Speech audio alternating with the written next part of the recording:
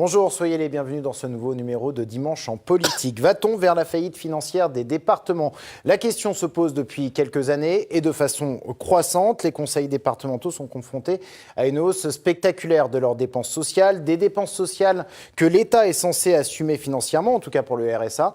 Mais sauf que le nombre de bénéficiaires du RSA, par exemple, a augmenté et les transferts de fonds État-département n'ont pas suivi. Et dans le même temps, l'État a décidé de baisser ses dotations qui sont essentielles pour le fonctionnement des collectivités. Résultat, les départements sont aujourd'hui étranglés financièrement. L'an passé, 6 d'entre eux en France n'ont pas pu payer le RSA au mois de décembre et la situation pourrait être pire cette année. On parle de 30 à 40 départements sur l'ensemble de la métropole. Ce sont les estimations de la droite, une dizaine selon la gauche. Et en 2016, justement, un tiers des départements a augmenté les impôts.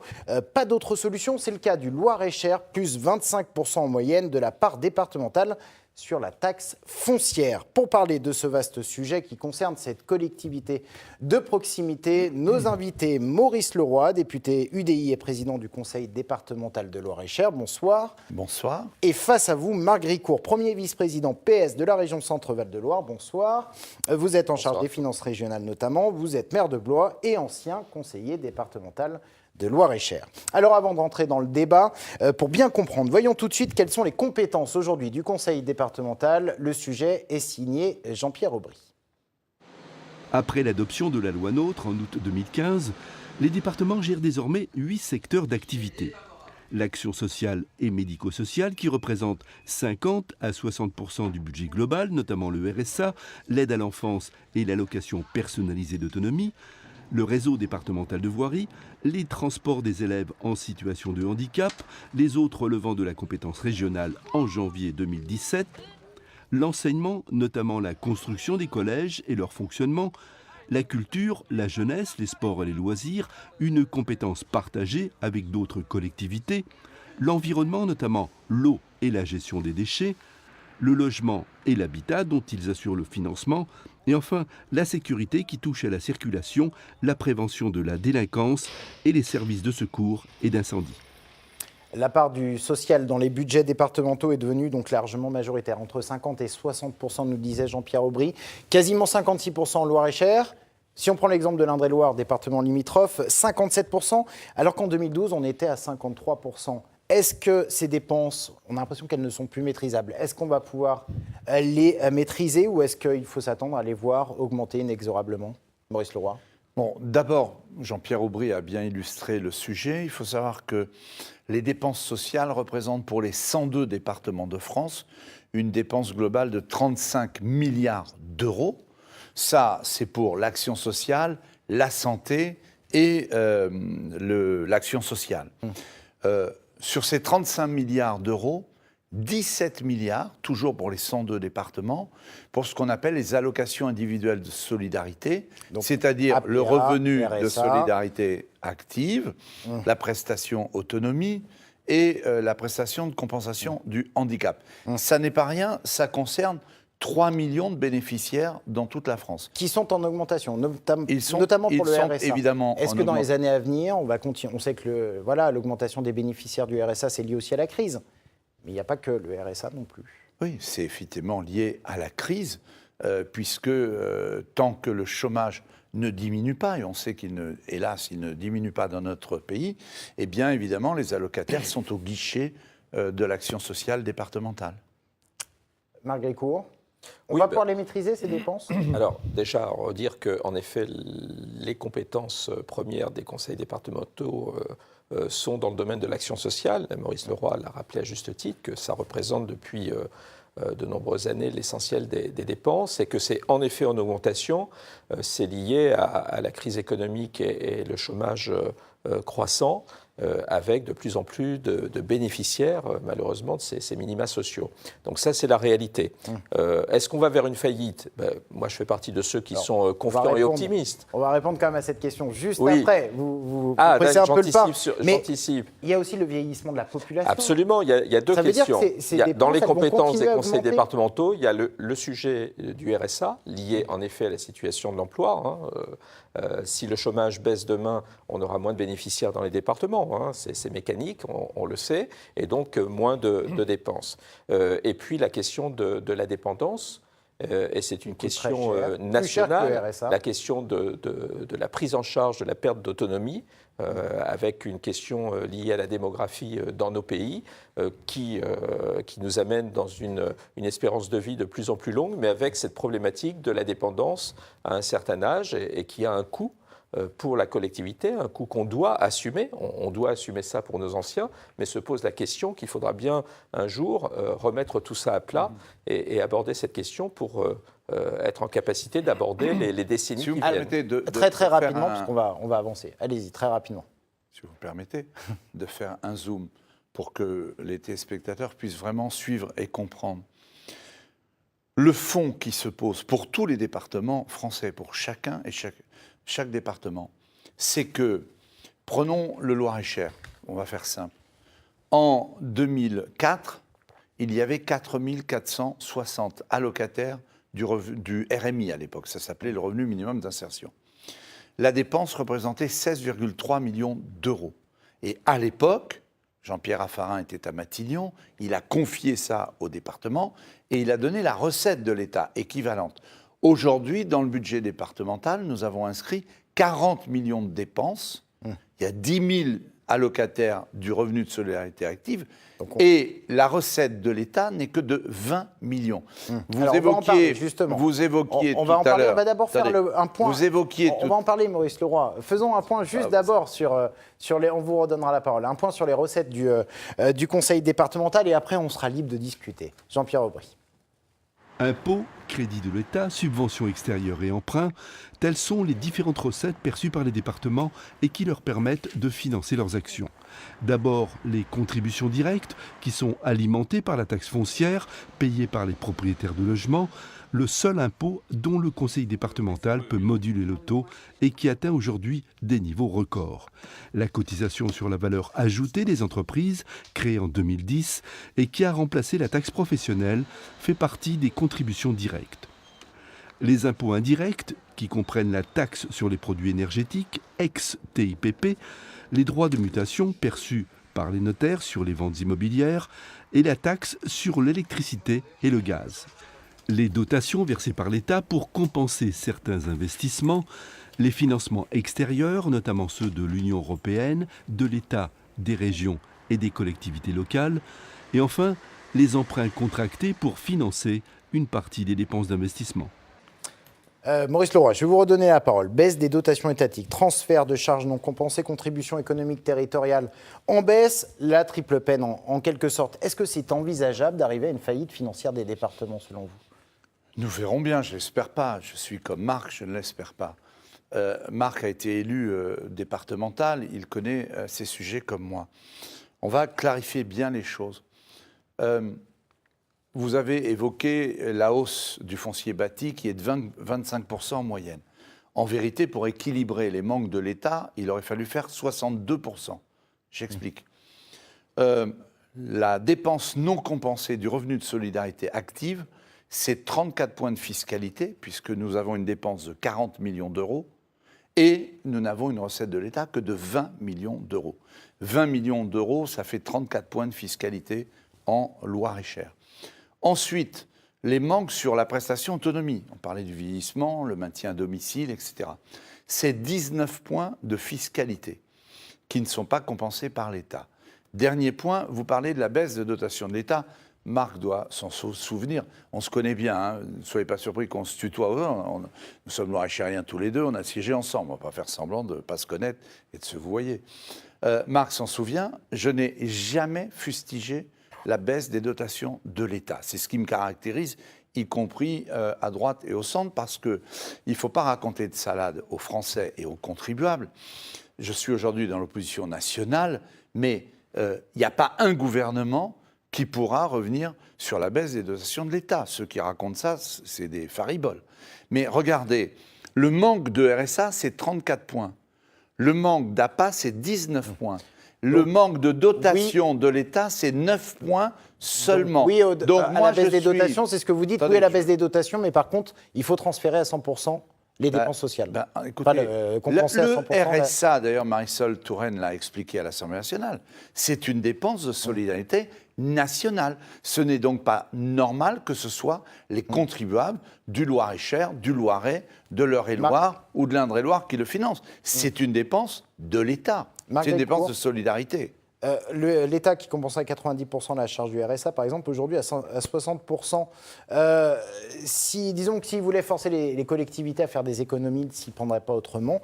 Et j'irais même peut-être plus loin, s'il voulait faire du département un simple guichet social, il ne s'y prendrait pas autrement. Mais les collectivités font aujourd'hui, depuis quelques années, des économies qui sont obligatoires dans notre gestion et consécutivement aux décisions de baisse de dotation, comme l'a rappelé Maurice Leroy. Donc ça, c'est une réalité. Je ne connais pas une seule collectivité qui ne soit pas obligée de faire des économies de gestion, malheureusement, parfois en mettant en question certaines politiques publiques ou certains soutiens au monde associatif, mais il nous faut équilibrer les budgets. Je crois qu'il y a eu une proposition qui avait été faite, une hypothèse de renationaliser la gestion du RSA. Bon, les départements n'y étaient pas favorables, semble-t-il, majoritairement. Ça nous renvoie à la question de l'existence de cette strate.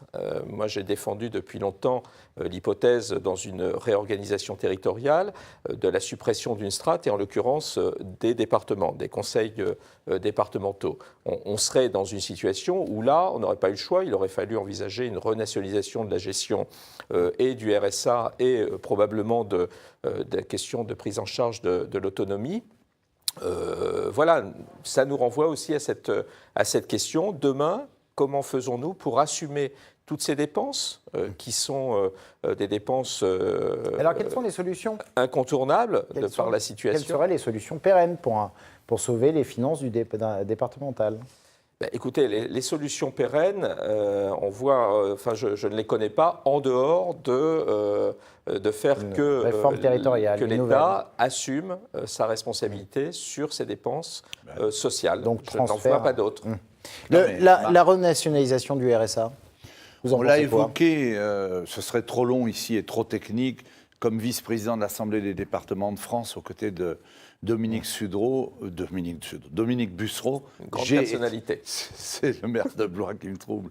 Avec Dominique Bussereau, j'ai fait partie de la délégation nationale qui a tenté de négocier. Et comme je suis honnête, c'est pas avec le Premier ministre qu'il y a eu problème, c'est plutôt avec Bercy, comme souvent dans ce pays.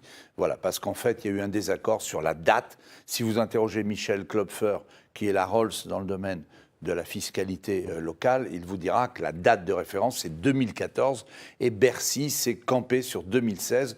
Nous étions pour un accord sur 2015. Je pense qu'on aurait pu avoir cet accord. Manifestement, Bercy n'a pas voulu céder, donc ça ne s'est pas fait. Mais les économies sont faites. Vous savez, en Loir-et-Cher, dans notre propre budget de fonctionnement, et croyez-moi, c'est pas simple, hein, plus facile à dire sur un plateau qu'à faire. Nous avions sabré, nous, dans nos dépenses de fonctionnement, près de 9 millions d'euros de dépenses en 2014, près de 13 millions d'euros en 2015, et encore cette année, 2,5 millions. Ça veut dire que là, aujourd'hui, vous augmentez les impôts. Ça veut dire qu'on ne peut plus faire d'économies en plus. Si vous voulez, on échange. Non, mais justement, donc, j'étais en train d'essayer d'expliquer que sabrer, vous le faites. Mais il y a un moment donné, on peut serrer les boulons, on peut aussi les péter, les boulons. Parce que tout ça, c'est du service public, c'est du service au public, et ce sont des solidarités. Donc l'État doit assumer ses responsabilités. Nous, on n'a pas eu de bol, les présidents de département. Il y a eu le Congrès des maires de France, il y a une élection présidentielle, le président de la République, François Hollande, est allé annoncer le Père Noël avant l'heure pour les communes. Manuel Valls, tant mieux pour les régions, on s'en réjouit, les départements, a transféré une partie de la TVA, qui est une recette dynamique. Nous, pas de bol, on n'a eu que Jean-Michel Baillet et que des mauvaises nouvelles. Vous avez quand même conservé la part qui vous incombait pour l'activité économique. Bah, c'est la moindre des choses. Oui, mais en n'ayant plus demain la compétence développement économique. Certes, mais vous l'aviez déjà, les régions, on pourrait discuter là-dessus. Parce que dans la lasagne territoriale, sincèrement, le seul endroit où il y a encore un peu de gras, ça reste quand même les régions. Il ne faut pas qu'on me raconte d'histoire. Quand on Voilà. voit un tiers des départements augmenter les impôts, c'est pour Cette année, 2016. parce qu'il y a tous ceux qui avaient Oui, augmenté tous ceux qui ont, avant. voilà. Voilà. Est-ce que ça veut dire qu'on est au bout des économies qu'on pouvait faire On dans les est départements? Au bout du bout, oui, bien sûr. bien Marguerite sûr. Cour. Ben, on peut, je ne sais pas si nous Parce que sommes la au région bout. a augmenté également quand de j'entends 17% Maurice, quand j'entends Maurice la carte dire qu'il y grise. a encore du Donc gras ça à veut dire faire, que vous êtes un peu content. dans les régions, je suis en délégation sur les finances depuis presque un an maintenant à la région, en pleine préparation budgétaire. Je rappelle qu'on subit aussi les baisses de dotation, hein, sur 2014-2017, moins 62 millions d'euros, encore moins 18 millions cette année. Une compensation sur la compétence développement économique qui ne sera pas à l'euro près non plus. Hein. On aura un manque à gagner évalué à entre 5 et 7 millions d'euros. Donc moins 18, 7 millions d'euros à trouver pour On reconnaît que la TVA, assumer nos c'est quand même compétences. tant mieux pour les régions. Je À m'en partir de réjouis. 2018, la TVA. Oui, d'accord, mais vous allez la voir. Là, la les compensation- départements, il n'y a pas d'horizon. La compensation, 17 millions. Donc on a aussi un manque à gagner. Et il n'y a pas de secret, hein, préparation budgétaire, je suis aujourd'hui avec les services sur 10 millions d'euros d'économies en fonctionnement, hein, avec un engagement que nous avons maintenu de 300 millions d'euros d'investissement. Mais oui, il faut faire des économies. L'économie n'est pas une compétence nouvelle de la région. Elle l'exerçait d'ailleurs. Oui, C'était déjà, une compétence C'est ce que dit partagée. Manuel Valls. Oui, mais nous Elle avons reste à partagée avec assumer, les communautés de nous communes. avons à mais assumer, elle l'avait vous l'avez déjà. plus. et nous avons Oui, à vous l'avez assumer déjà. demain Nous, on ce l'a plus, qu'assumaient mais les elle l'avait départements. Nous avons assumé demain ce qu'assumaient les départements. Il a été évalué, par exemple, dans cette région, que les 6 départements engageaient 26 millions d'euros pour l'activité économique. Donc nous devons assumer dans un contexte, je ne me vois pas, et le président Bonneau ne se voit pas, ne pas assumer pleinement cette compétence. Donc il faut, nous allons évidemment du coup faire des économies d'échelle. Quand on passe de 6 collectivités à une, il y a des économies d'échelle à faire. Donc nous avons évalué les dépenses globales pour assumer cette compétence pleinement à 23 millions d'euros. Revenons quand même sur le département. Quand un département ne peut plus payer le RSA, qu'est-ce qui se passe? Il est obligé d'augmenter la fiscalité. Parce que nous, à la différence de l'État, que l'on soit la commune, monsieur le maire, que l'on soit la région ou le département, nous, on a une obligation impérative, c'est d'équilibrer le budget. On ne peut pas voter un budget en déséquilibre. Et par conséquent, la seule variable d'ajustement, quand vous avez... L'État a répondu quand présent vous avez- pour quelques Pardon départements quand même. L'État a Pardon répondu présent. Ou il y a une enveloppe de 200 millions qui Mais serait vous plaisantez. prévue cette année. Oui, il y a pour... 200 millions, vous plaisantez. Non, mais c'est pour vous le faire réagir savez. aussi. Vous faites bien. Invitez Jean-René Le Cerf, le département du Nord, à ma place et il va vous expliquer la situation du département du Nord qui est catastrophique. Mais Stéphane Troussel, socialiste, pourrait vous parler de celle de la Seine-Saint-Denis, etc. Franchement, ça fait pas la maille. C'est pas 200 millions. L'Assemblée des départements de France a estimé à 400 millions d'euros le fonds de solidarité pour la quarantaine de départements. Vous vous rendez compte? Et vous avez obtenu la moitié. 40 départements sur 102 qui ne sont plus en capacité de boucler leur budget, même en fiscalisant. C'est absolument dramatique. Et tout ça parce que l'État n'assume pas sa responsabilité. Encore une fois, qu'on éclaircisse bien pour vos téléspectateurs. Là, il ne s'agit pas de dépenses décidées par l'exécutif départemental, quel que soit le département. des dépenses il s'agit imposées. de dépenses obligatoires. Moi, demain, si Hugues Saury dans le Loiret, moi en Loir-et-Cher, mes autres collègues dans les autres départements, n'inscrivaient pas par flibuste le RSA, les préfets de département pourraient l'inscrire sans même passer par un tribunal quelconque, de façon obligatoire. C'est une dépense obligatoire. Alors après, sur la fiscalité, ce sont des choix. Fallait-il je pense que les conseils départementaux, en l'occurrence celui du Loir-et-Cher, pour assez bien le connaître, n'avaient pas le choix de ne pas faire d'augmentation de la fiscalité. Fallait-il le faire à ce niveau, qui est quand même très pénalisant pour les contribuables, et notamment blésois, puisque c'est là où les taux, Maurice le sait, sont les plus élevés. Donc mes services ont calculé, c'est un impact moyen de 90 € par foyer fiscal, foyer imposé sur le foncier. Donc ça n'est pas neutre. Donc fallait-il augmenter autant? Fallait-il faire le choix de diminuer l'enveloppe d'investissement, malgré la nécessité aussi de soutenir l'économie? Justement, Ça, on en c'est vient un à vrai cette débat. question. C'est un vrai débat. C'est un vrai Est-ce débat. que le Mais conseil Attendez, départemental pardon, ça, c'est un vrai aujourd'hui, débat. mais justement, est-ce que le conseil départemental aujourd'hui est en mesure d'assurer ces tâches d'aménagement du territoire? On pense au haut débit. Est-ce qu'il est encore capable de le faire aujourd'hui? Non, là, j'ai un vrai désaccord avec Marc. Donc, on va y aller parce que c'est un vrai débat. Allez-y. C'est intéressant. Pour le moment, on était d'accord. Tout en répondant à la Voilà, question. c'est bien d'avoir un débat. On y a beaucoup réfléchi, évidemment. Et pas seulement, je dois le dire, parce qu'il y a un climat dont je me réjouis qui a changé en Loir-et-Cher, et pas seulement la majorité départementale, y compris avec le groupe Loir-et-Cher Autrement que préside Geneviève Baraban. Nous n'acceptons pas de n'être qu'un guichet social. Ça, c'est clair, on l'assume. Alors, la variable d'ajustement, il faut le savoir. Si vous ne touchez pas à la fiscalité, on peut faire moins de fiscalité. Marc a raison. Mais donc, ça veut dire que vous laissez filer votre endettement. Il n'y a pas d'autre choix. Ça aurait voulu dire emprunter beaucoup plus. Emprunter beaucoup plus, s'endetter, c'est des impôts pour après-demain. On voit bien ce qui se passe au plan national. Voilà. Donc nous, on a trouvé une position d'équilibre. La vérité, c'est qu'on aurait dû augmenter de 62%. On a limité l'augmentation à 5 points, ce qui donne en moyenne 25%. Je dis bien 5 points parce que d'abord, c'est de 19,52 le taux. Si les gens regardent leur feuille d'impôt, ils verront 19,52 à 24,40. Et suivant la base et les évaluations cadastrales, ça donne des choses différentes. C'est le cas de Blois.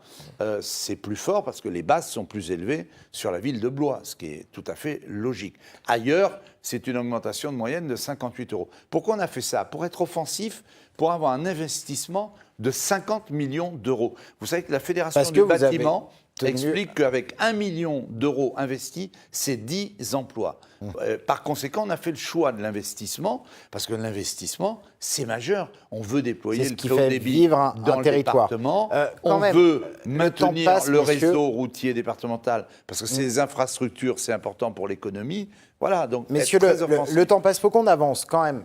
Sous Nicolas Sarkozy, sous François Hollande, la question de la disparition de l'échelon départemental a été abordée plusieurs fois, voire même annoncée avant des reculades. En 2014, le Sénat a refusé qu'on dépossède le département de nombreuses compétences, ce qui a en quelque sorte conforté donc, cet échelon. Mais à défaut d'avoir réussi à le supprimer par la loi, est-ce qu'on n'est pas en train d'essayer de le faire par les finances, par l'asphyxie financière?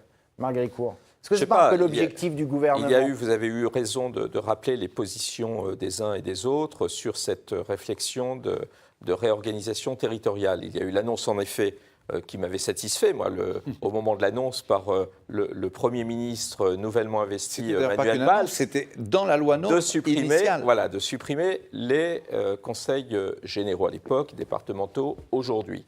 Bon, ça aurait signifié quoi?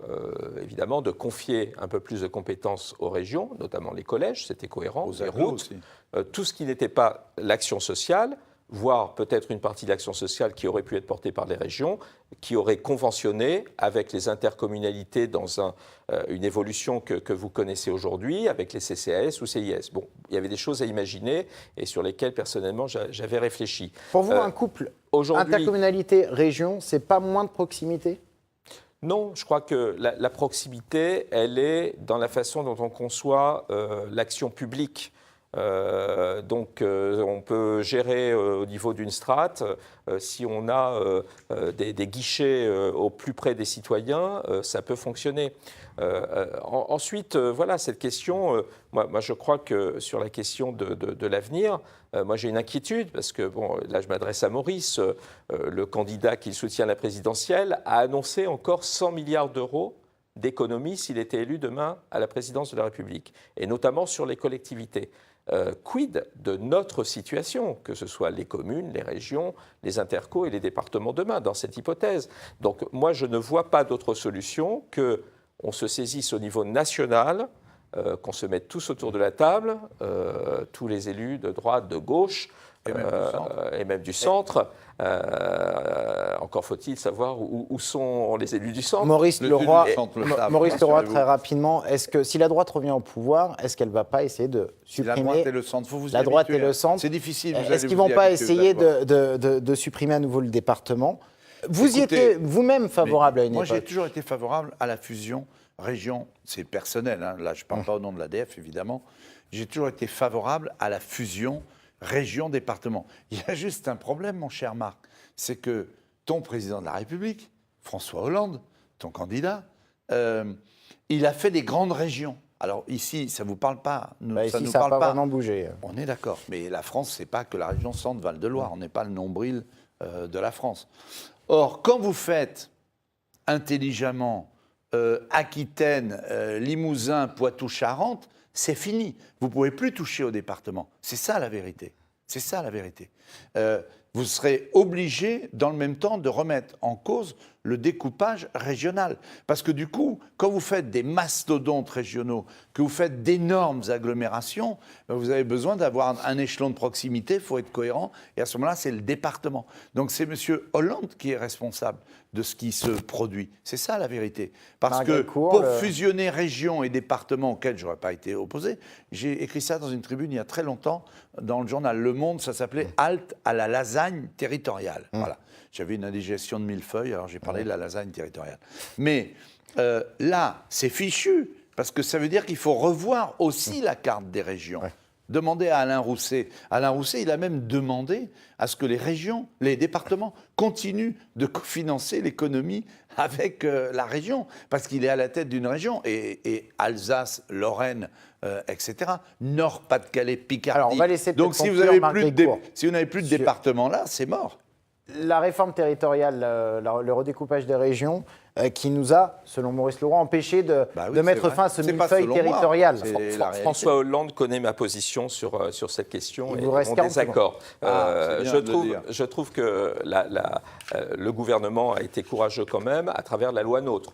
Le mérite au moins de redéfinir les compétences, de confirmer les compétences. Ce qu'il a oublié, c'est les moyens.